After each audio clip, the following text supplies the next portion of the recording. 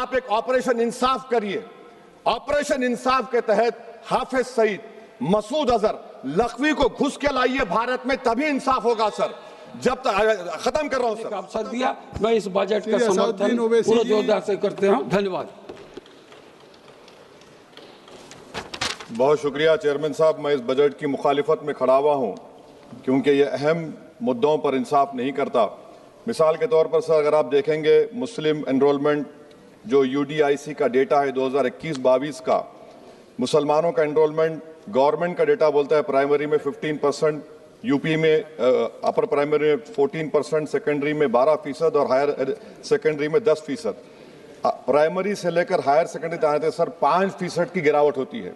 वही सरकार का AISHE का डेटा है 2020-21 का।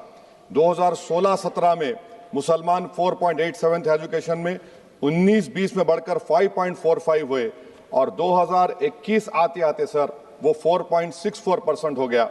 यानी जहां पर मुसलमान 2019-20 में 19,21,000 पे आगे, यानी 1,79,000 की गिरावट आई। ये क्यों हुआ सर?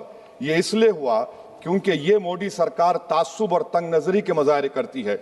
इसी वजह से मुसलमानों अक़लियतों में ड्रॉप आउट रेट ज्यादा है, लो एनरोलमेंट है और वो हायर एजुकेशन तालीम को मुकम्मल नहीं कर सकते।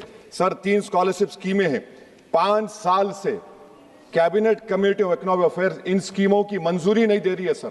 5 साल से ये आपकी तासुब और नफरत नहीं है तो क्या है बताइए आप? बजट तो पास हो रहा है ऐवान में, 5 साल से आप पैसे नहीं दे रहे हैं। क्यों? क्योंकि cabinet committee of economic affairs इसको मंजूरी नहीं देती है। और मैं बताना चाह रहा हूं, आप विकसित भारत बनाना चाहते हैं, मैं तायद करता हूं, मगर क्या आप 14% आबादी को नहीं पढ़ाकर, उनको एलिनेट कर आप विकसित भारत बना पाएंगे? विकसित भारत उसी वक्त बनेगा सर जब मुसलमान समाजी, इक्तिसादी, तालीमी और माशी तौर पर ताकतवर होंगे। मगर अफसोस के साथ कहना पड़ा, सच्चाई है कि सरकार नहीं चाहती ये हो। सर मैं इस हुकूमत से पूछना चाह रहा हूं कि यूनिट कॉस्ट स्कॉलरशिप का 2007 और 8 से रिवाइज नहीं हुआ क्योंकि जो तालीम का कॉस्ट है उससे मैच नहीं कर रहा है। आप 3 स्कॉलरशिप को डिमांड ड्रिवन नहीं कर रहे हैं। 11 साल से आप 10 स्कॉलरशिप नहीं बढ़ाए, वही नंबर ला के रख दिए। मैं डिमांड ड्रिवन करने का मुतालबा करता हूं। सर प्री मैट्रिक स्कॉलरशिप को क्यों 9th और 10th से शुरू किया था? Sir highest drop out rate मुसलमानों का है और हमारे मसीहा वेस्ट बंगाल में बैठे, वहां पर ड्रॉप आउट रेट मुसलमानों का 23%, आसाम में 30%। आसाम की सरकार गोली मारने का वीडियो कम बनाएगी तो शायद मुसलमान पढ़ ले तालीम में। सर मैं मुतालबा करता हूं कि मौलाना आजाद फेलोशिप को दोबारा शुरू किया जाए ताकि अक़लियती और मुस्लिम बच्चे हायर एजुकेशन मुकम्मल कर सकें। पेरेंटल इनकम आप इजाफा क्यों नहीं कर रहे सर? 1 लाख रुपए, 1.5 लाख रुपए क्या स्कॉलरशिप मिलेगी सर बताइए आप? और सर आपको मिसाल दे रहा हूं, आप तो काबिल आदमी हैं। 2022-23 में बजट था माइनॉरिटी मिनिस्ट्री का 5,000 करोड़, कितना आपने खर्च किया? 16%। 22-23 में सर बजट था 22-23-24 में 3,000 करोड़, 5% खर्च हुआ सर। 24-25 में बजट था 3,180 करोड़, 22% खर्च हुआ सर। PMJV के स्कीम है 1,914 करोड़, उसको आपने कम कर दिया 1,565 करोड़। तो मैं सरकार से मुतालबा करता हूं कि मिनिस्ट्री ऑफ माइनॉरिटी के बजट का 10,000 करोड़ कम से कम होना चाहिए। तासुबियत को खत्म करिए आपकी स्कीम में। सर दूसरी बात, इनकम टैक्स के बेनिफिट मिलती थी हमारे फौज के सिपाहियों को जो विकलांग थे, आपने इनकम टैक्स बेनिफिट छीन लिया उन लोगों को। ये कैसा इंसाफ है आपका बताइए? जो फौजी सर्विस में है, अरे प्राइम मिनिस्टर अगर एक ट्रेन की झंडी दिखाएंगे तो उससे बढ़ के पैसे खर्च हुआते, तो आप क्या बचा रहे? सर 11-12 साल से वजीर आजम मोदी हैं, हमारी एयरफोर्स का स्क्वाड्रन गिरकर 29 पर आ गया। 12 साल से आप प्रधानमंत्री हैं, हम एक मिड एयर रिफ्यूलर एवैक्स को नहीं बढ़ा सक रहे। पाकिस्तान के पास हमारे ज्यादा एवैक्स है और ऑपरेशन सिंदूर में हमने देखा कि कितनी तकलीफ हुई। सबमरीन का शॉर्टेज है, आपको फिक्र नहीं है सर। और हम 3rd एयरक्राफ्ट कैरियर हम भूल गए। आखिर कैसे हम चाइना को इंडो पैसिफिक में रोक पाएंगे? ये देशभक्ति नहीं है सर। हमारी फौज में कमी है। क्या ये मुल्क इतना कमजोर हो गया कि हम अपनी फौज में बच्चों को भर्ती नहीं करा सकते? अग्निपथ स्कीम का रिव्यू होना चाहिए। इस ऐवान में चाइना बॉर्डर पर एक बहस होनी चाहिए। सर आप आ जाइए US ट्रेड डील पर, जो ट्रंप ने एग्जीक्यूटिव ऑर्डर 6 फरवरी का निकाला, सेक्शन 4 कोट कर रहा हूं। डायरेक्टली इनडायरेक्टली अगर हम रशिया का ऑयल लेंगे तो 25% लगा देगा। कौन है सर वो गोरी चमड़ी वाला वहां बैठकर हमको बोलने वाला?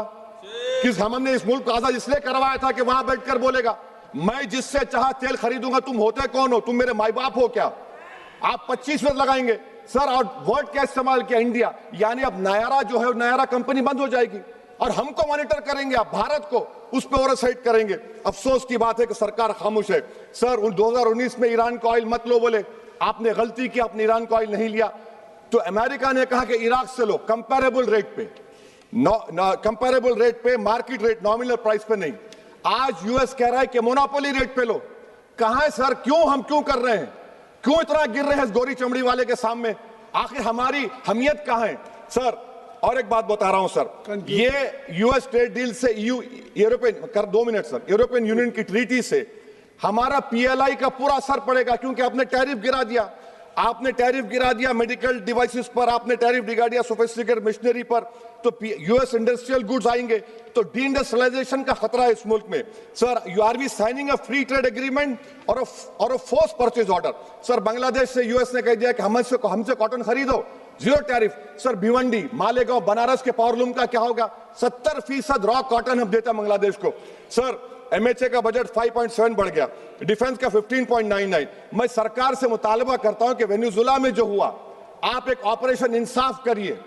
ऑपरेशन इंसाफ के तहत हाफिज सईद, मसूद अजहर, लखवी को घुस के लाइए भारत में, तभी इंसाफ होगा सर।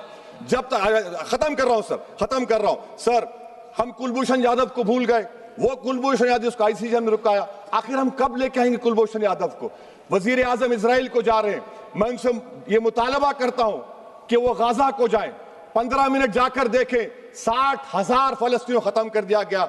और नेतन्याहू पर आईसीजे का अरेस्ट वारंट है, आईसीसी का, और आईसीजे में केस चल रहा है सर। तो मैं आपसे मुतालबा करता हूं कि वजीर आजम गाजा के बारे में देखें।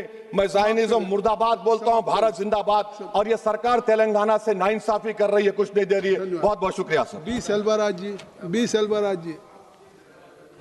பேரவை தலைவர் அவர்களுக்கு வணக்கம். பொருளாதார